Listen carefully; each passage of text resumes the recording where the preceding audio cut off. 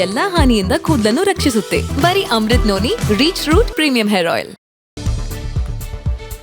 ನನ್ನ ವಿರುದ್ಧ ರಾಜಕೀಯ ಷಡ್ಯಂತ್ರ ಮಾಡ್ತಾ ಇದ್ದಾರೆ ಅನ್ನುವಂತಹ ಹೇಳಿಕೆಯನ್ನ ಕೊಟ್ಟಿದ್ದಾರೆ ರೇವಣ್ಣನವರು. ಬೌರಿಂಗ್ ಆಸ್ಪತ್ರೆಯ ಬಳಿ ಎಚ್.ಡಿ. ರೇವಣ್ಣ ಕೊಟ್ಟಿರುವಂತಹ ಹೇಳಿಕೆ ಇದು. ನನ್ನ ವಿರುದ್ಧ ಷಡ್ಯಂತ್ರ ನಡೀತಾ ಇದೆ, ಯಾವುದೇ ಪುರಾವೆಗಳು ಇಲ್ಲ, ನನ್ನ ವಿರುದ್ಧ ರಾಜಕೀಯ ಷಡ್ಯಂತ್ರ ಮಾಡ್ತಾ ಇದ್ದಾರೆ, ಇದರಲ್ಲಿ ರಾಜಕೀಯ ತಳಕಾಕೊಂಡಿದೆ. ಬೌರಿಂಗ್ ಆಸ್ಪತ್ರೆಯ ಬಳಿ ಎಚ್.ಡಿ. ರೇವಣ್ಣ ಕೊಟ್ಟಂತಹ ಹೇಳಿಕೆ ಅಲ್ಲಿ ಕೇಳ್ತಾ ಇದ್ರು, ರಾಜಕೀಯ ಷಡ್ಯಂತ್ರ ಏನಾದ್ರೂ ನಡೀತಾ ಇದೆಯಾ ಸರ್ ಅಂತ. ಆ ಸಂದರ್ಭದಲ್ಲಿ ಹೇಳಿದ್ದಾರೆ, ಇದೆಲ್ಲವೂ ಕೂಡ ರಾಜಕೀಯ ಷಡ್ಯಂತ್ರ, ನನ್ನ ವಿರುದ್ಧವಾಗಿ ನಡೀತಿರುವಂತಹ ರಾಜಕೀಯ ಷಡ್ಯಂತ್ರ ಅನ್ನುವಂತಹ ಹೇಳಿಕೆಯನ್ನ ರೇವಣ್ಣನವರು ಕೊಟ್ಟಿದ್ದಾರೆ. ಬೌರಿಂಗ್ ಆಸ್ಪತ್ರೆಯಿಂದ ಹೊರಗೆ ಬಂದಂತಹ ಸಂದರ್ಭದಲ್ಲಿ ಫಸ್ಟ್ ರಿಯಾಕ್ಷನ್ ಅನ್ನ ಕೊಟ್ಟಿದ್ದಾರೆ ರೇವಣ್ಣನವರು. ಇದೆಲ್ಲವೂ ಕೂಡ ರಾಜಕೀಯ ಷಡ್ಯಂತ್ರ, ನನ್ನ ವಿರುದ್ಧವಾಗಿ ನಡೀತಿರುವಂತಹ ಪಿತೂರಿ ಇದು ಅನ್ನುವಂತಹ ಆರೋಪವನ್ನ ಮಾಡ್ತಾ ಇದ್ದಾರೆ. ಯಾವುದೇ ರೀತಿಯಾದಂತಹ ಪುರಾವೆಗಳು ಇಲ್ಲದೆ ಅನಾವಶ್ಯಕವಾಗಿ ನನ್ನನ್ನ ಇಕ್ಕಟ್ಟಿಗೆ ಸಿಕ್ಕಾಕೊಟ್ಟಿದ್ದಾರೆ.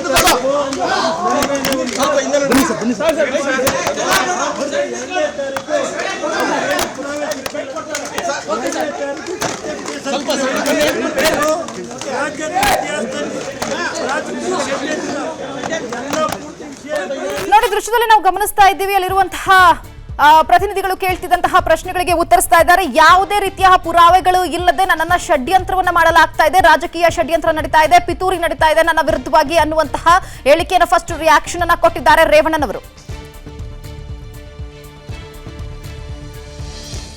ಇದ್ರ ಬಗ್ಗೆ ಮತ್ತಷ್ಟು ಮಾಹಿತಿಯನ್ನ ಕೊಡ್ತಾರೆ ನಮ್ಮ ಪ್ರತಿನಿಧಿ ಭರತ್. ಈಗ ದೂರವಾಣಿ ಸಂಪರ್ಕದಲ್ಲಿದ್ದಾರೆ. ಭರತ್, ಈಗ ಫಸ್ಟ್ ರಿಯಾಕ್ಷನ್ ಅನ್ನ ಕೊಟ್ಟಿದ್ದಾರೆ ರೇವಣ್ಣನವರು. ಇದೆಲ್ಲವೂ ಕೂಡ ಷಡ್ಯಂತ್ರ ನಡೀತಾ ಇದೆ, ಯಾವುದೇ ರೀತಿಯಾದಂತಹ ಪುರಾವೆಗಳು ಇಲ್ಲ ಅಂತ ಹೇಳ್ತಾ ಇದ್ದಾರೆ. ಒಂದು ಕಡೆ SIT ಅಧಿಕಾರಿಗಳು ಈಗ ಅವರನ್ನ ವಶಕ್ಕೆ ತೆಗೆದುಕೊಳ್ತಾರಾ ಅಥವಾ ಜೈಲಿಗೆ ಕಳಿಸುವಂತಹ ಏನಾದರೂ ಪ್ರಕ್ರಿಯೆ ನಡೆಯುತ್ತಾ? ಇದ್ರ ಬಗ್ಗೆ ಕಂಪ್ಲೀಟ್ ಡೀಟೇಲ್ಸ್ ಕೊಡ್ತಾ ಹೋಗಿ Bharat.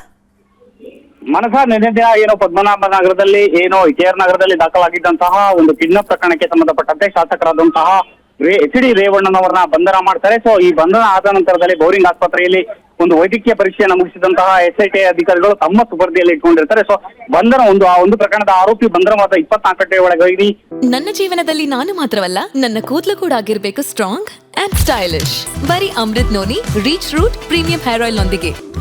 Reach root premium hair oil ನ್ಯಾಯಾಧೀಶರ ಮುಂದೆ ಹಾಜರುಪಡಿಸಬೇಕಾಗ್ತದೆ. ಸೊ ಹಾಗಾಗಿ ಇವತ್ತಿನ ಪ್ರಕರಣದ ಆರೋಪಿಯಾಗಿರುವಂತಹ ಎಚ್.ಡಿ. ರೇವಣ್ಣನವರನ್ನ ನೇರ ಬೌರಿಂಗ್ ಆಸ್ಪತ್ರೆಗೆ ಕರೆದುಕೊಂಡು ಬರ್ತಾರೆ. ಸೊ ಆ ಸಂದರ್ಭದಲ್ಲಿ ಬಂಧನದಲ್ಲಿದ್ದಂತಹ ರೇವಣ್ಣ ಅವರು ಒಂದು ಪ್ರತಿಕ್ರಿಯೆಯನ್ನು ನೀಡ ಮುಂದಾಗ್ತಾರೆ. ಸೊ ಇದು ರಾಜಕೀಯ ಉದ್ದೇಶದಿಂದ ಕೂಡಿದೆ, ಯಾವುದೂ ಕೂಡ ಸಾಕ್ಷಿಗಳಿದ್ದರೂ ಕೂಡ ನಮ್ಮನ್ನ ಬಲಿಪಶು ಮಾಡಲಾಗಿದೆ ಅಂತಕ್ಕಂಥ ಒಂದು ಮಾತನ್ನು ಕೂಡ ಹೇಳುವಂತ ಒಂದು ಕೆಲಸವನ್ನ ಮಾಡಿದ್ದು. ಇದಾದ ನಂತರದಲ್ಲಿ ಇದೀಗ ಅವರನ್ನ ವೈದ್ಯಕೀಯ ಪರೀಕ್ಷೆಗೆ ಕರೆದುಕೊಂಡು ಹೋಗಲಾಗಿದೆ. ಸೊ ಈ ವೈದ್ಯಕೀಯ ಪರೀಕ್ಷೆಯ ನಂತರ ಕೋರಮಂಗಲದಲ್ಲಿ ಇರತಕ್ಕಂತಹ NGBಯಲ್ಲಿ ನ್ಯಾಯಾಧೀಶರ ಮುಂದೆ ಹಾಜರುಪಡಿಸುವಂತಹ ಒಂದು ಕೆಲಸವನ್ನ SIT ಅಧಿಕಾರಿಗಳು ಮಾಡ್ತಾರೆ. ಅದರ ಜೊತೆಯಾಗಿ ಈ ಪ್ರಕರಣದಲ್ಲಿ ಹೆಚ್ಚಿನ ಒಂದು ತನಿಖೆ ಅಗತ್ಯವಿರೋದ್ರಿಂದ ಸಾಕಷ್ಟು ಕಾರಣಗಳನ್ನ ಇರಬೇಕಾಗ್ತದೆ. ಜೊತೆಗೆ ಆ ಕಾರಣಗಳನ್ನ ನೀಡಿ ಒಂದು ನ್ಯಾಯಾಧೀಶರ ಮುಂದೆ ಮನವಿಯನ್ನು ಕೂಡ ಮಾಡುವಂತಹ ಸಾಧ್ಯತೆ ಇದೆ. 3 ರಿಂದ 5 ದಿನಗಳವರೆಗೆ ಕಸ್ಟಡಿಯನ್ನ ನೀಡಿ ಅಂತಕ್ಕಂಥ ಒಂದು ಮನವಿಯನ್ನ ಮಾಡುವಂತ ಒಂದು ಸಾಧ್ಯತೆ ಇದೆ.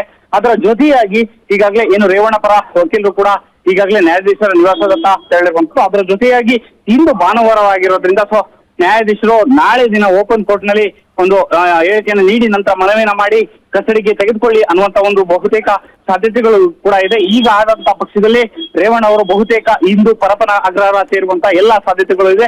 ಇದಾದ ನಂತರದಲ್ಲಿ ನಾಳೆ ದಿನ ಒಂದು ಓಪನ್ ಕೋರ್ಟ್ ನಲ್ಲಿ ತಮ್ಮ ಕಸ್ಟಡಿಗೆ ತೆಗೆದುಕೊಳ್ಳುವಂತಹ ಸಾಧ್ಯತೆ ಕೂಡ ಇರುವಂತದ್ದು. ಮಾನಸ ಭರತ್, ಇನ್ನ ರೇವಣ್ಣನವರ ಪರ ವಕೀಲರು ಮುಂದಿನ ಒಂದು ಕಾನೂನಾತ್ಮಕ ಪ್ರಕ್ರಿಯೆ ಹೇಗಿರುತ್ತೆ? ಅವ್ರು ನೆಕ್ಸ್ಟ್ ಹೈಕೋರ್ಟ್ಗೆ ಹೋಗ್ಬೋದಾ? ಅಲ್ಲಿ ಯಾವ ರೀತಿಯಾದಂತಹ ಒಂದು ಕಾನೂನಾತ್ಮಕ ಪ್ರಕ್ರಿಯೆಗಳು ನಡೀಬಹುದು ಭರತ್?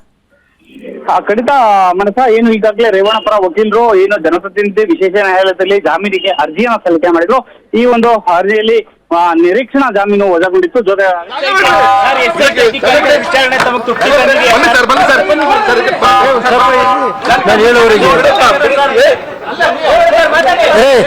ನಲವತ್ತು ವರ್ಷದ ರಾಜಕಾರಣದಲ್ಲಿ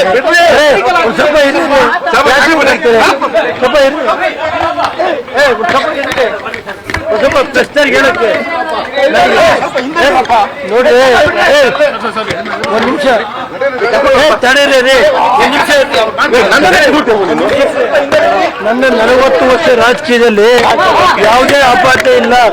ಇದು ದುರುದ್ದೇಶದ ಮೇಲೆ ರಾಜಕೀಯದ ಷಡ್ಯಂತ್ರ ಮಾಡಿ ಇವತ್ತು ಯಾವುದೇ ಪುರಾವೆ ಇಲ್ದಲೆ 28ನೇ ತಾರೀಕು ನನ್ನ ಮೇಲೆ ಒಂದು ಇದು ಮಾಡಿ ಆಮೇಲೆ 2ನೇ ತಾರೀಕು ಅದ್ರಲ್ಲಿ ಏನು ಪುರಾವೆ ಸಿಕ್ಕಿಲ್ಲ ಅಂತ 2ನೇ ತಾರೀಕು ಕಿಡ್ನಾಪ್ ಕೇಸ್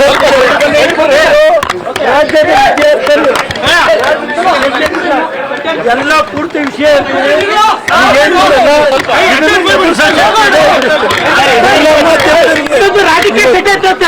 ರಾಜಕೀಯ ಷಡ್ಯಂತ್ರ